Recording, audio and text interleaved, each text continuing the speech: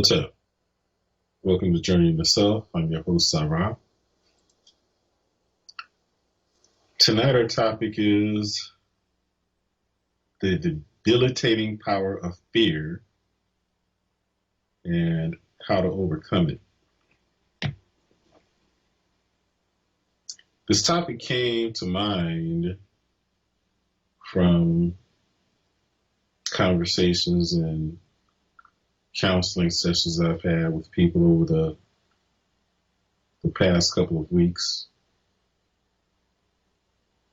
People who have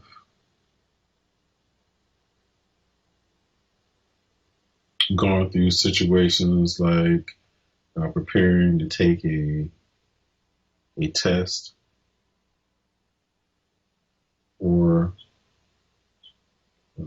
applying for a new job.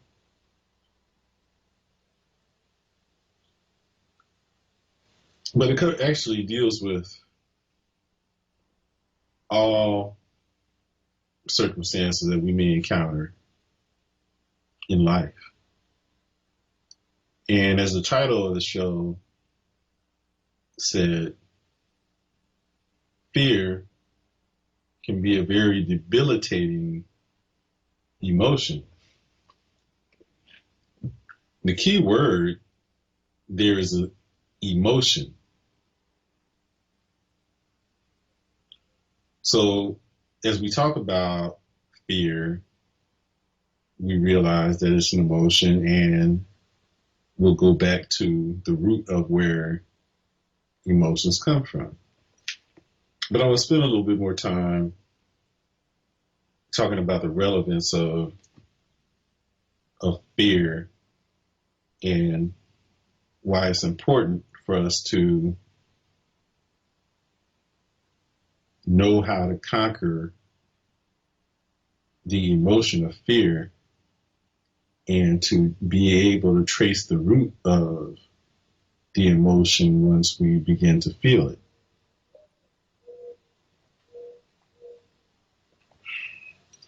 Over the past couple of years, fear has been a very prevalent emotion. It's been something that has been instilled intentionally in the general populace.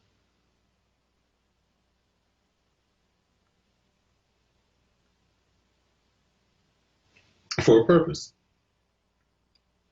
What is the purpose? Well, one of the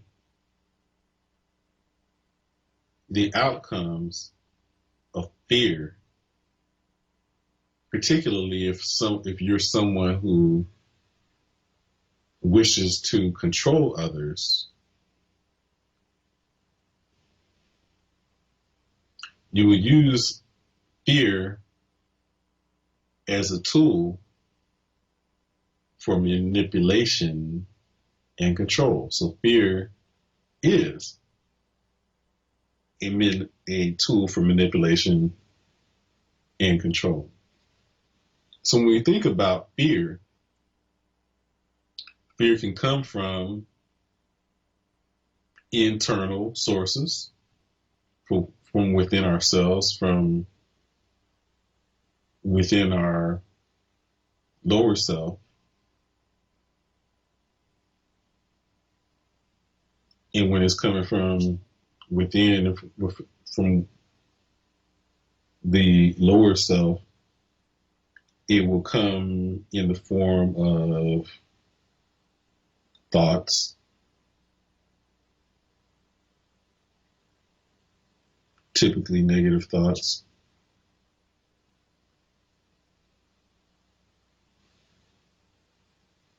The thoughts will impede us from doing things, stop us from engaging in actions that are designed to move us closer to our goals, will stop us from doing things that we are unfamiliar with doing,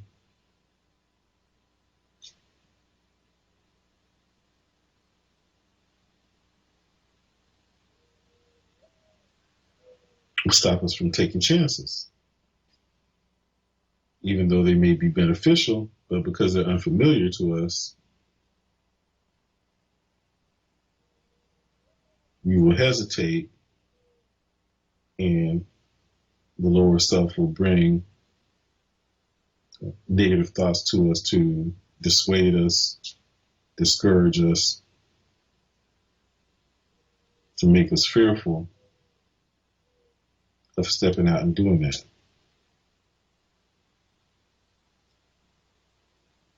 So that's the internal fear that we'll need to deal with. And then there are external sources of fear,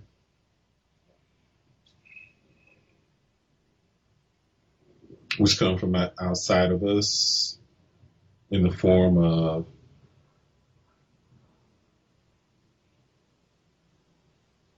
the news, in particular,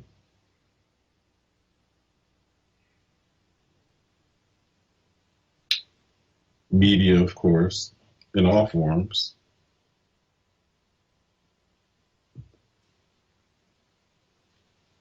and I'll say groupthink, because when external sources of fear are in operation, they operate on a mass scale to influence the general populace. And if effective, then for those who don't have a high level of awareness and will tend to follow the actions of others or follow the actions of the masses, will just see what the majority are doing and feel compelled to do it to fit in or feel pressure to do so.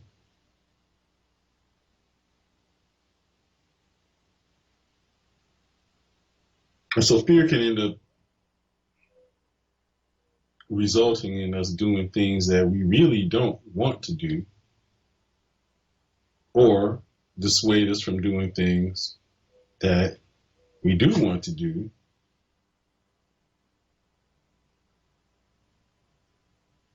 So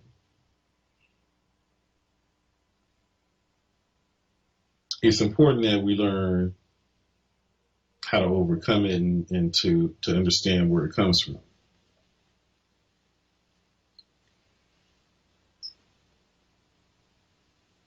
So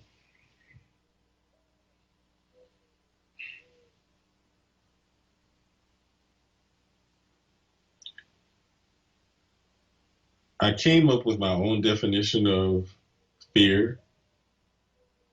Many people will default to the popular fear is false evidence appearing real.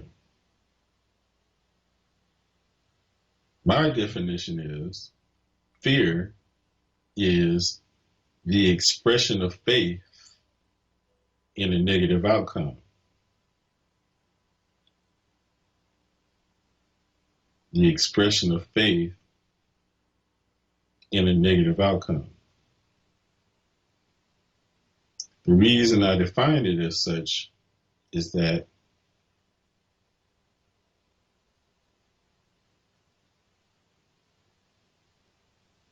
fear emanates from the belief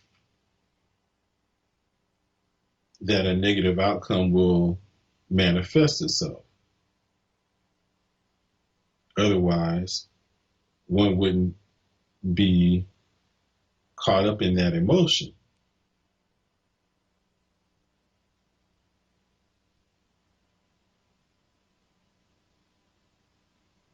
The paradox of that however, is that because that emotion is strong and that it is bolstered by one's belief such that it invokes fear, will help to create that, will bring it into manifestation, because the ingredients of creation are thoughts, emotions, and our belief, faith. And so when we get caught up in fear, we are bringing together all of the ingredients that will create that which we are afraid of, that we wish to avoid. I often tell the story about when my sister was in high school and she approached me about taking her out driving to help prepare her to take her driving test. And so I went out with her and sat in the passenger seat and proceeded to let her drive.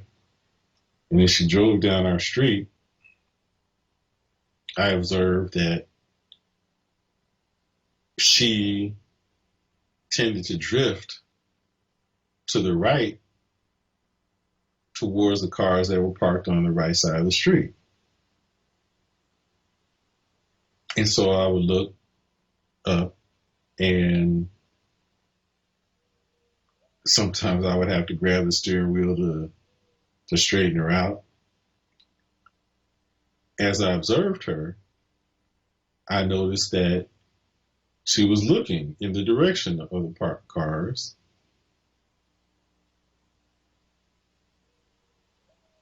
And so she was going in the direction of the parked cars. And so I asked her, why are you looking at those parked cars? Why are you looking at the cars on the side of the road? She said, because I'm afraid that I'll hit them. And I said, focus on where you want to go, not where you're afraid of going, because whatever you focus on is where you will end up.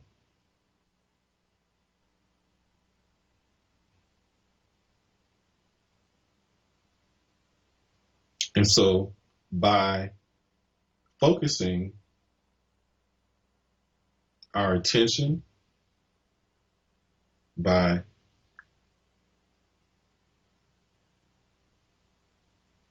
infusing our attention on the negative thoughts with the intensity of the emotion of fear, will ultimately bring that which we fear to pass. And so it's imperative that we be mindful of what is causing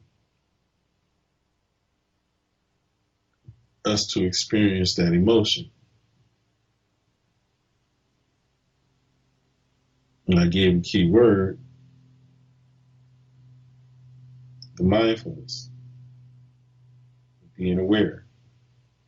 And if you've tuned into the show in the past, you know how much I emphasize being aware of what we're thinking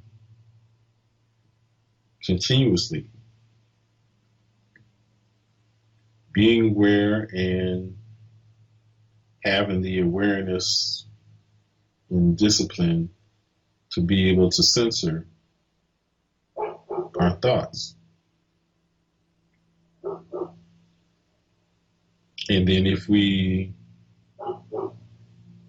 fail in that objective and we find ourselves caught in a negative emotion, that we take a step back, take a deep breath, and engage in some introspection and reflection as to what we are thinking about in that moment. And by so doing, we will notice that it was what we were thinking that ended up resulting in the emotion that we're experiencing. We will notice if that emotion is fear, that our thoughts have resonated on thinking about all the negative possibilities that could occur. And then our emotions end up being tied to, as I pointed out, the intensity of those thoughts becomes so strong that we begin to believe that those negative things will come to pass. And that's why we end up being afraid.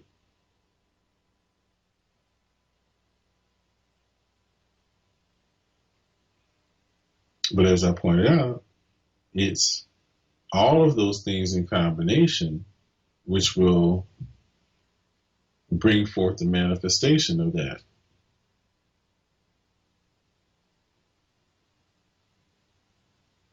So the way to overcome that is to first, I guess the first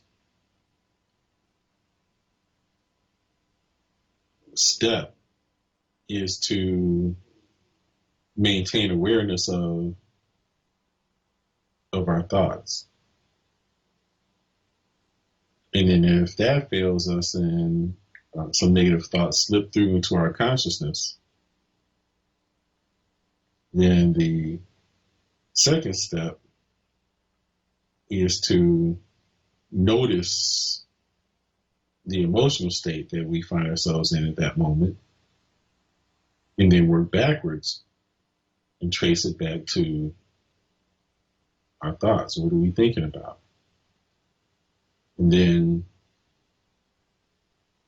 proceed to change the channel of our thoughts. Because that's how we deal with it from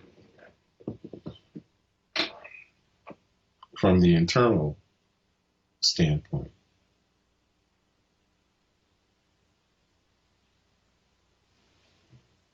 We will find often that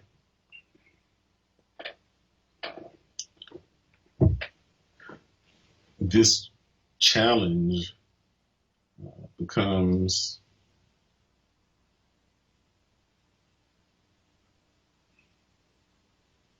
can become more intense and more prevalent when we embark on a spiritual path. And that is because when we do so, we've essentially declared war on the lower self, which has been in control of our lives up until the point that we have decided to chart a new course and pursue our spiritual development. the act of spiritual embarking on a spiritual journey is a declaration of war against the lower self, a sign that we want to embark on a path of self-mastery, to shift our identification from our identification with, or shift our identification from that of our body and mind and senses to that of our spirit, our divinity.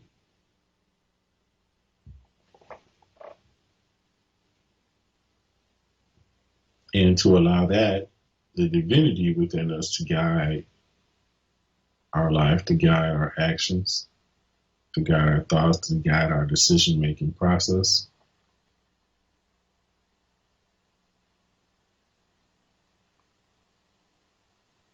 And so since that lower self feels threatened, it will be constantly on attack and attack us with negative thoughts or discouragement. And so we begin a battle, and that battle will continue. And at times it will be intense. And so that's why it's important for us to be ever vigilant in our awareness, because the lower self does not rest in its battle.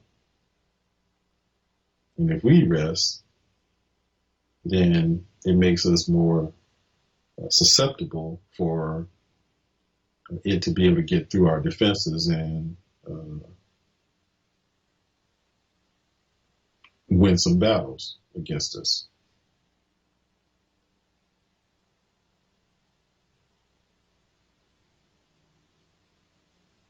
Then we have the external sources, which we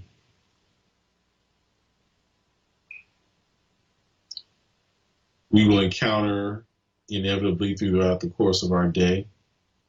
If we watch television, if we listen to the radio, if we peruse our phones, as many of us have a habit to do now with our smartphones, as we go on social media, all of those things are used as tools to be able to manipulate and control us. And as I pointed out, one of the primary and most effective means to manipulate and control people is through fear.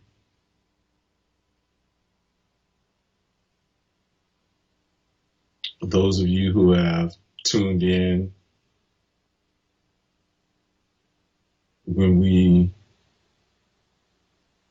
went through the history and did some analysis of the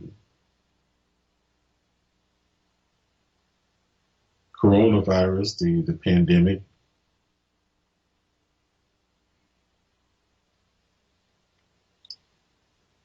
we will note how much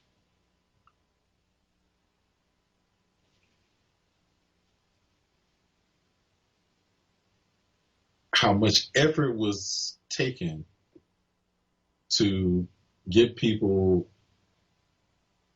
into a frenzy of fear.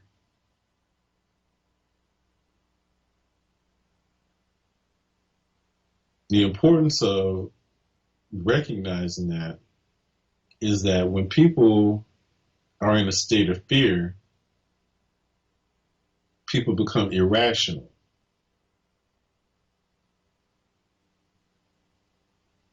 And when people become irrational, they do not engage in thought. They do not engage in analysis.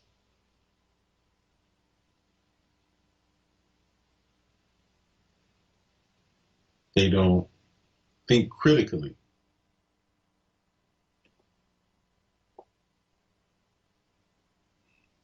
They react. And so what we ended up seeing was that a proliferation of information designed to put people into an acute state of fear in order to be able to manipulate people into making a decision that was irrational.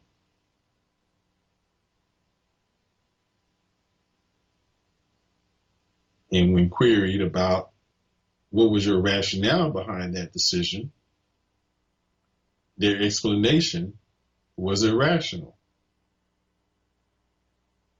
It wasn't based upon any type of critical analysis. It was reactive.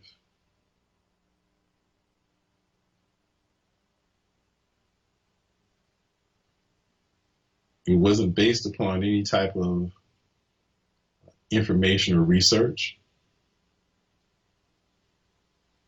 It was reactive.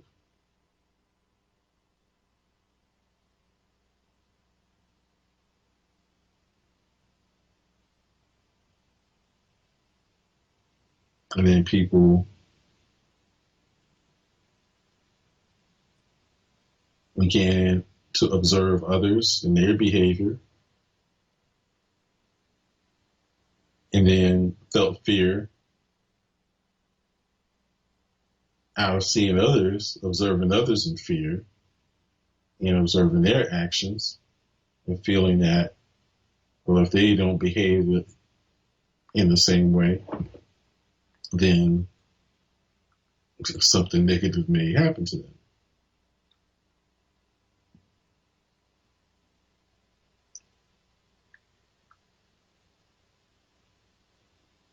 There was censorship to prevent people from doing critical analysis, to give people the impression that critical information was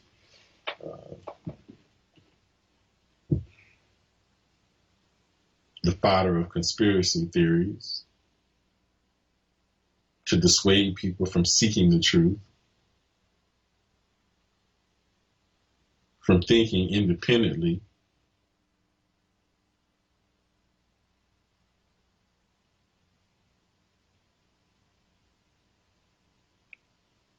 and there was success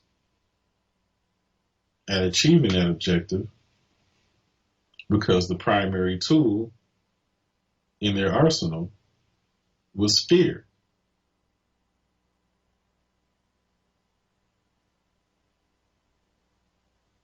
Now, we'll note that the Supreme Court did rule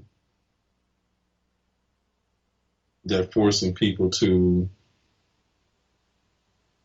take the injection was unconstitutional. But because people were so riled up into a frenzied state of fear,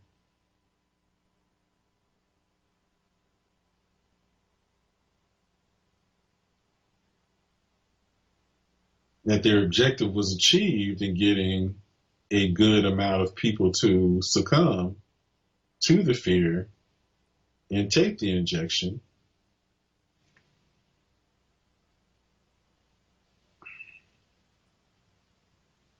By manipulating people into feeling as though they had no choice, even those many people who didn't even want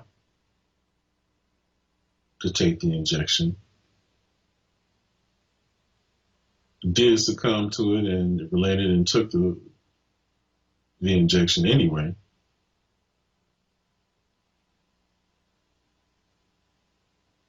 out of fear that they had no choice, that they may lose their employment, not be able to travel to see loved ones.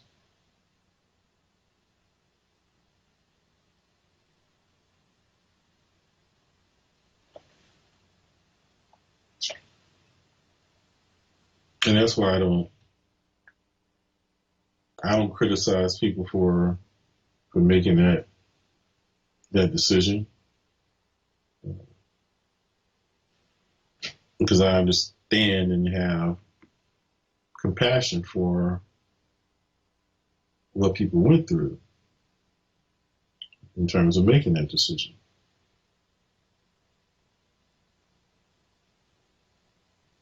Because I know a sufficient amount of people, um, who did not want to take it, who didn't take it willingly.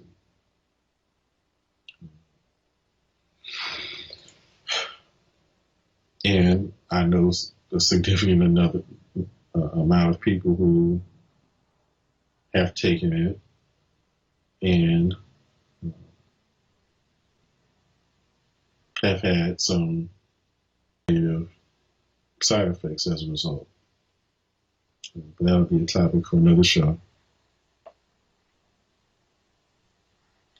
But I wanted to underscore the power of fear. If we can go back even further, we see that fear was a primary tool of former President Trump when he was engaged in his primary campaign to attain to the presidency. The primary tool in his arsenal was fear, fear and anger. And so he got his constituency riled up into fear and anger, knowing that in that state that they would become irrational and make decisions that are not consistent with uh, with their self-interest.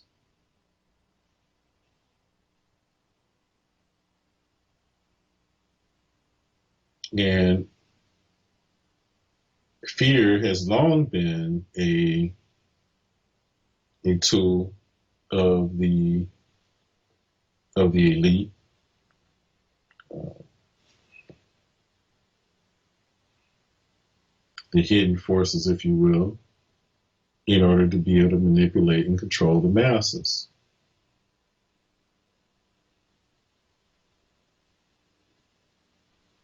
So as we're moving into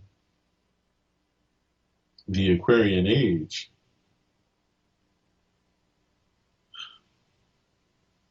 it is actually the fear of the elite, the hidden forces, the hidden hand, if you will. It is actually their fear that is causing them to desire and feel desperate to control and manipulate through fear, because they're afraid of losing their power. They know that in the Aquarian age, the age of information, that which has been hidden comes to light.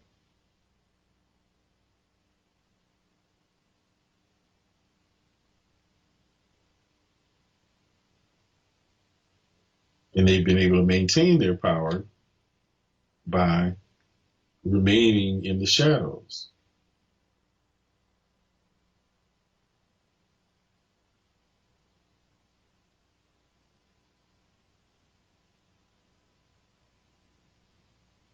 But as the light springs forth, as it is during the awakening of the Aquarian age, uh, the shadows begin to dissipate, and thus they become desperate. So now, if you paid attention to how I've described the internal battle, you will see a similar pattern.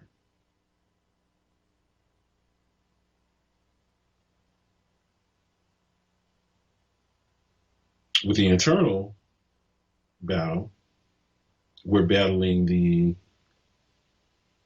lower self, who, when we begin embarking upon a spiritual path, becomes desperate and engages in measures to be able to manipulate and control us for fear of losing its power. Similarly, the forces that have controlled the world up to this point, who operate on the same wavelength as the ego, the lower energies,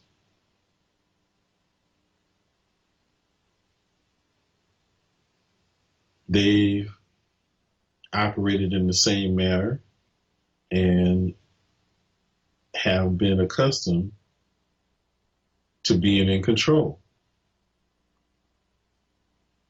But as humanity is beginning this path of ascension on the great cycle of time, which we are on the ascendant cycle, ascendant part of the cycle rather,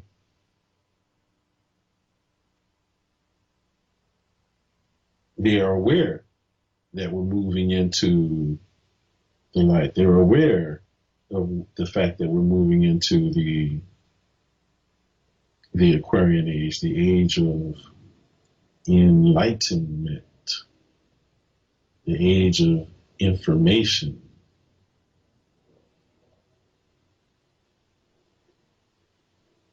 And so they're aware that their time is limited. So they're acting out of desperation and fear. And when one is caught up in desperation or fear, then that compels them to want to control.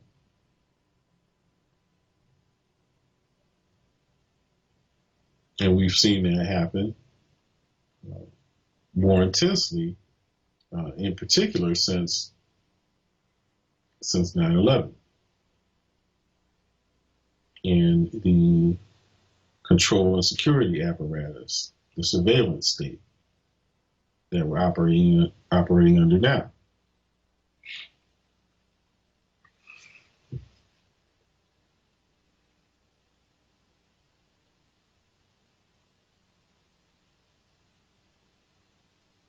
And so the tools of their arsenal are the various forms of media. And so it becomes then as well very important for us to be mindful of that which we allow into our consciousness. And so we have two things to deal with, to contend with. We have to contend with the being aware of what we're, the battle that we're fighting within ourselves, and the thoughts that are directed our way by our lower self, the ego,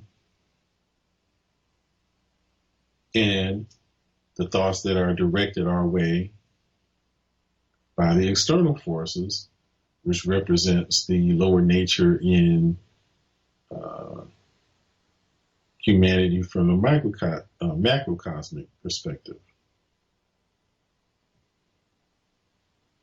So everything operates consistently on all scales.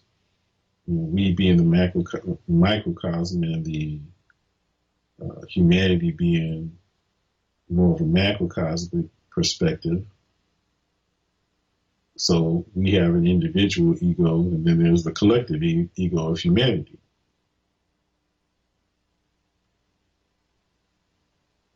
And so we have to be mindful of both, because both are operative, and both will be constantly on the attack, because both have the desire to manipulate and control us.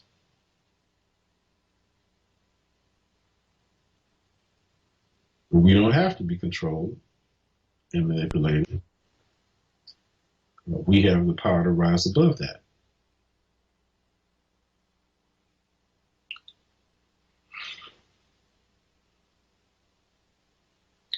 And the power to rise above that comes from having the expanded awareness, the increased mindfulness, the ability to censor our thoughts that we develop from our regular meditation practice. Brother Jamal has a question. Go ahead, Brother Jamal.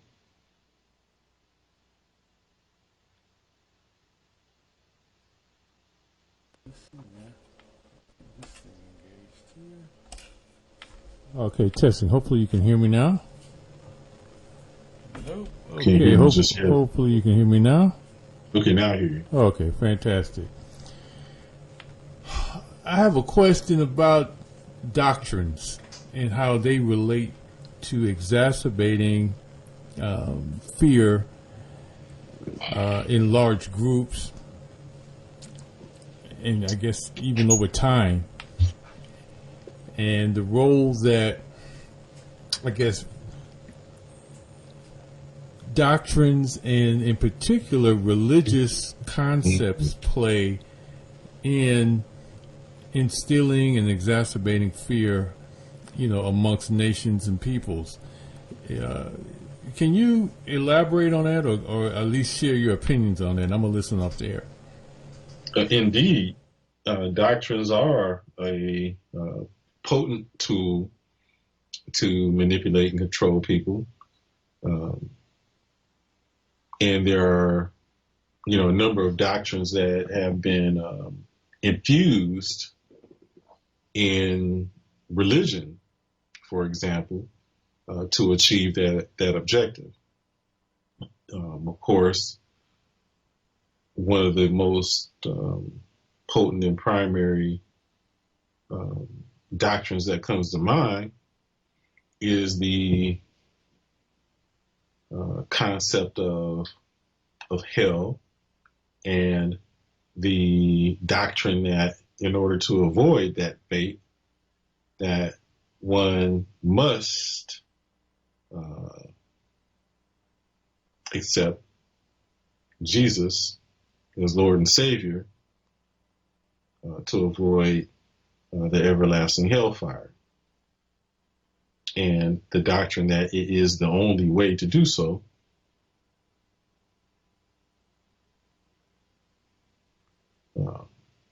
Along with that doctrine is the concept that we are born as sinners, born in sin, and those are false doctrines, because none of those things are true. But people are compelled to believe in them through fear. Ironically,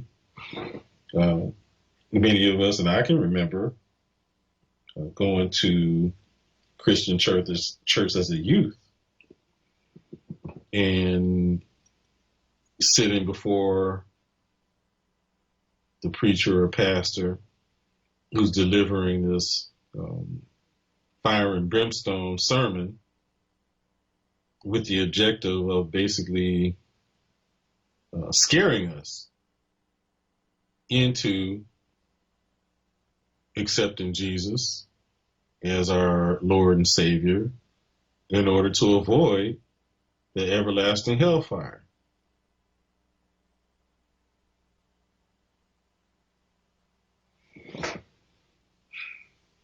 And so that is a doctrine that was intentionally infused in that religion in order to be able to achieve the objective of manipulating and controlling people. And that's why I point out, though, that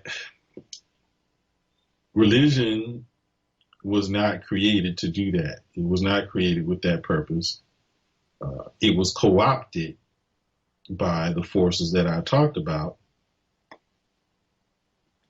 in order to be able to achieve that objective.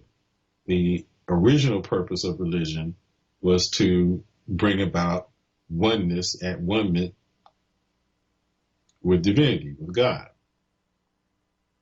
That is even what the definition of religion means.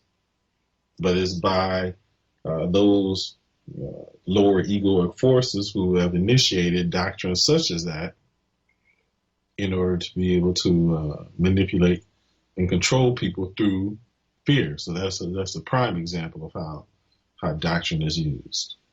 And that's of all the religions, that's the most unique because it's the one religion that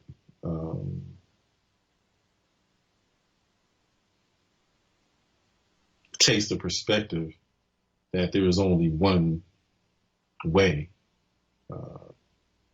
to attain to the kingdom of heaven, if you will.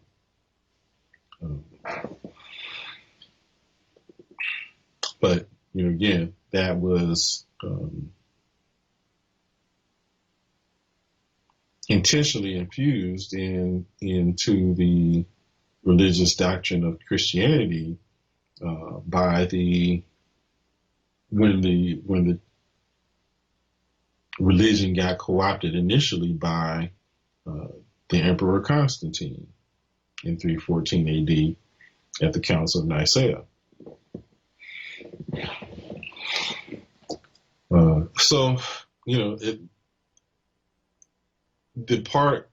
The important thing to realize is that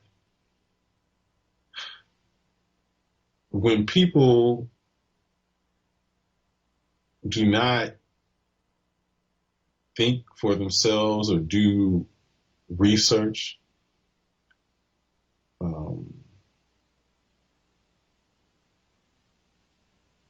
that increases the susceptibility to being controlled. And that's why it was that's why essentially there was a historical period of the Dark Ages where people were prohibited from reading and being informed. And so ignorance is a potent tool, and that's why it's been, over the past couple of years, information has been made much more difficult to come by those forces. But it all ends up feeding into the ultimate objective of keeping people in fear. So that was an excellent question about doctrine, and so I certainly encourage people to be as informed as possible, such that we are not prey to being manipulated in that way. And I'll point out that if you really sincerely want to know, you will find it. seeking ye shall find is a universal principle.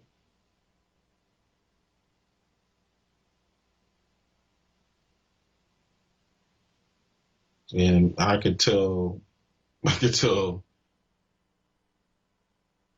a lot of stories about what would seem to be miraculous ways of information coming my way just by virtue of the fact that I had an intense desire to know it. And so I looked.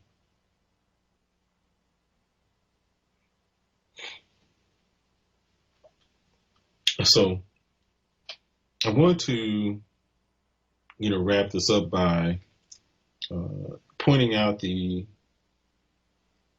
importance, and I do this with all of my counseling clients, is to emphasize, as I've done a number of times on this show, to emphasize the importance of engaging in regular meditation, because it's through meditation that we develop the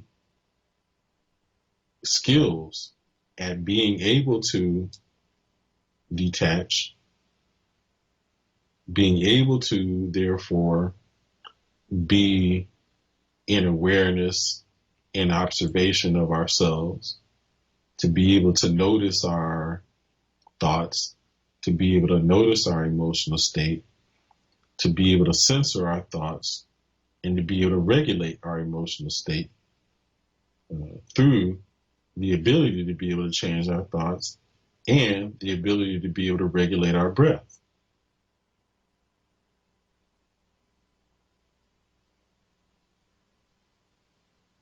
And so when you counsel with me, I will be constantly encouraging you to meditate on a regular basis. And I will also point out to you that you will experience a great resistance from within to doing so. And that it's important, however, to push through that resistance and to be persistent, because you will reap the benefits of it by doing so.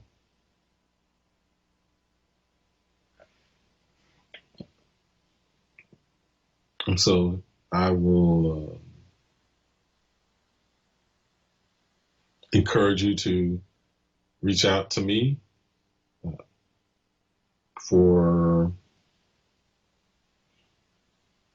guidance on your path, to help you to be able to understand yourself, to be able to overcome things like stress, fear, to be able to be in control of your thoughts and emotions, to be able to focus on that which you want as opposed to that which you don't want, so that you can then manifest the things that you want in your life rather than manifesting and creating the things that you don't. So do reach out to me. You can reach out to me by contacting me over Facebook Messenger. You can reach out to me through